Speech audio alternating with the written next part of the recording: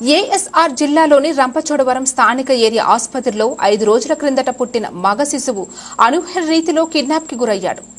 వివరాల్లోకి వెళితే వై రామవరం మండలం గుర్తేడులోని దుంపవలస గ్రామ పంచాయతీ పాముగొంది గ్రామానికి చెందిన సాదల వీరపురెడ్డి దంపతులకు చెందిన 5 రోజుల శిశువును రంపచోడవరం స్థానిక ప్రభుత్వ ఏరియా ఆసుపత్రి సిబ్బందిని అని బాబును బ్యాగ్స్లో పెట్టాలని చెప్పి వారి వద్ద నుంచి అశ్విని అనే మహిళ అపహరించుకుని పోయింది.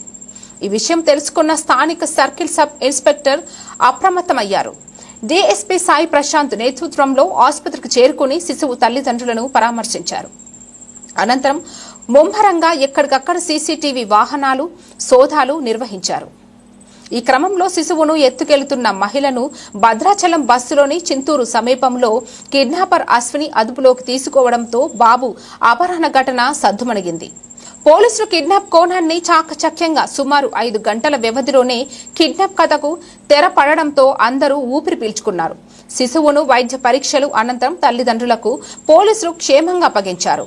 ఈ కిడ్నాప్ ఘటనను ఇంతటి త్వరితగతిన పూర్తి చేసిన పోలీసులకు నియోజకవర్గ ప్రజల నుంచి ప్రశంసలు వెల్లువెత్తుతున్నాయి. మా పేరు సాదల వీరపురెడ్డి అండి. మేము గుర్తేడు నుంచి ఇక్కడికి వచ్చామండి. శుక్రవారం ఈవినింగ్ ఇక్కడికి వచ్చామండి. ఈ రోజు తోటి 5 రోజులు అవుతుందండి. మా బాబుకు ఈ రోజు ఎవరో తీసుకెళ్లారండి. అది ఆవిడ మాకి నర్సులాగా మాట్లాడిందండి. ఆవిడ నర్సులాగా మాట్లాడితే నిజంగా నమ్మేసామండి. ఇది ఐస్ బాక్స్ లో పెట్టాలమ్మా, బాబుకు కామెర్లు వచ్చినాయి అనేసి చెప్పి తీసుకెళ్తాను, ఐస్ బాక్స్ లో పెడతానని చెప్పి నమ్మించేసి తీసుకెళ్ళిందండి. మాకి ఎలాగైనా బాబుని వెతికివ్వండి. ఘాట్లో ఉండడం వల్ల మనకి ఎగ్జాక్ట్లీ ఇన్ఫర్మేషన్ దొరకలేదు. బట్ యాజ్ అండ్ వెన్ వాళ్ళు ఘాట్ దిగగానే మనం అక్కడ ఉన్న డ్రైవర్ తో మాట్లాడడం జరిగింది. సో ఎందుకంటే మనం ఎటువంటి లేట్ చేయకుండా వెంటనే డ్రైవర్ తో మాట్లాడి అక్కడే బస్సు ఆపించేసి బస్సులో అసలు ఎవరెవరు ఉన్నారు ఏంటి డీటెయిల్స్ అన్ని కనుక్కుంటే ఒక లేడీ ఉన్నారో చెప్పింది. సో ఈమె యాక్చువల్లీ 1:31 బస్ స్టేషన్ లో గంట ఈమె రంపచోడవరం నుంచి భద్రాచలంకి టికెట్ తీసుకున్నాం. సో ఇది 1:36 ఉంది ఇందులో. సో టికెట్ తీసుకున్న తర్వాత 1:40కి బస్ మూవ్ అయి ఉండొచ్చు. సో రంపచోడవరం నుంచి భద్రాచలంకి ఈమె టికెట్ తీసుకుంది. సో టికెట్ తీసుకుని ఆ బాబుతో పాటు వెళ్ళిపోయి ఆ బాబు తినకే పుట్టాడన్న విషయం కూడా అక్కడ చెప్పిందంట. బస్ డ్రైవర్ అండ్ కండక్టర్ కూడా ఈ విషయం చెప్పడం జరిగింది. సో ఇటువంటి కేసెస్ లో యూజువల్ ఏమవుతుందంటే ఒకసారి మనం ఇమీడియట్ ఫస్ట్ 1 or 2 or ఒక 3 hours లో కానీ మనం కేసుని కానీ సాల్వ్ చేయలేకపోతే సో స్టేట్ దాటిపోవడం, అక్కడి నుంచి చేతులు మారిపోవడం చాలా ఈజీగా జరుగుతుంది. ఆ తర్వాత మనకి మనిషి ఎవరు తీసుకెళ్లారని ఆనవాళ్ళు తెలుస్తుందంటే తప్ప మనకు అల్టిమేట్ గా బేబీని తెచ్చుకోవడం కుదరదు. అండ్ ఇక్కడ మనకి రెండో ఛాలెంజ్ కూడా ఏముందంటే అండి, బేబీకి 5 days మాత్రమే ఉంది. So it's serious summer out side, ఒకటి బయట సమ్మర్, బేబీకి 5 days మాత్రం. And under weight baby, already baby under weight. So సొంత తల్లి అయితే బేబీని ఎలా కేర్ చేసుకోవాలి, ఎలా జాగ్రత్తలు చూసుకోవాలనే విషయం అర్థమవుతుంది.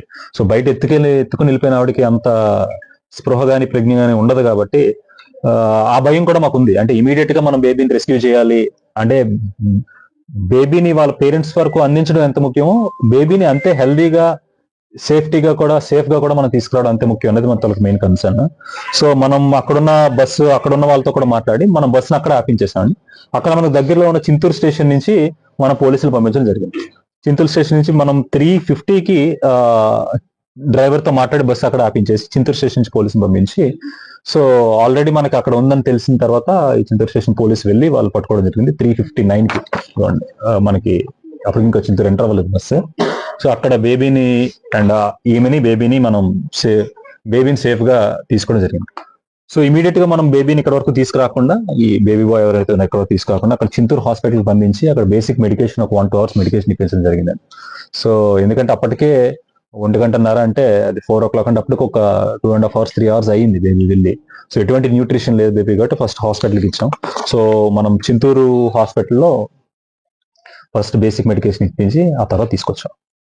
సో ఈ ఎంటైర్ ప్రాసెస్ లో మనకి పోలీస్ వారి సైడ్ నుంచి మన range DIG sir, Visakhapatnam range DIG sir Gopinath sir అయితే అని, SP sir and additional SP sir వీళ్ళ గైడెన్స్ చాలా వరకు అందింది. అంటే ఏ దారులు అంటే ఎక్కడెక్కడ మనం ఎగ్జాక్ట్లీ చెకింగ్ పెట్టుకోవాలి ఆర్